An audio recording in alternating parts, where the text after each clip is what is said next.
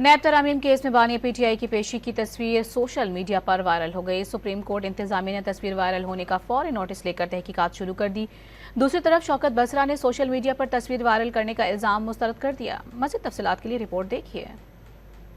Supreme court इंतजामिया ने बानी पीटीआई की तस्वीर सोशल मीडिया पर वायरल होने की तहकीकात शुरू कर दी। जराये के मुताबिक सुप्रीम कोर्ट इंतजामिया ने मुताल्लिका अफराद को सीसीटीवी कैमरे देखकर तस्वीर वायरल करने वाले की निशानदही करने की हिदायत की है। जराये का कहना है कि तस्वीर कोर्ट रूम रूल्स की खिलाफ वर्जी करते हुए ली गई है और पुलिस तस्वीर को वायरल करने वाले के खिलाफ एक्शन लेगी। जराये ने बताया कि तस्वीर वायरल होने के बाद अदालत में बानी पीटीआई की वीडियो का साइज कम कर दिया गया है। दूसरी तरफ शौकत बसरा ने तस्वीर सोशल मीडिया पर डालने का इल्जाम मुस्तरद कर दिया।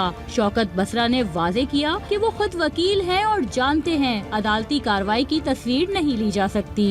वर्कर के साथ साथ एक एडवोकेट भी हूँ। अगर मैं करता तो मैं इसको तस्लीम भी करता। कोई ऐसी बात ना होती कि अगर मैंने की है तो मैं तस्लीम ना करता। मेरे ख्याल में जो भी कर रहा है ये प्रोपेगेंडा कर रहा है। नैब तरामीम को कल अदम करार देने के फैसले के खिलाफ इंट्रा कोर्ट अपील की समाअत पर बानी पीटीआई को अडियाला जेल से वीडियो लिंक पर सुप्रीम कोर्ट में पेश किया गया था।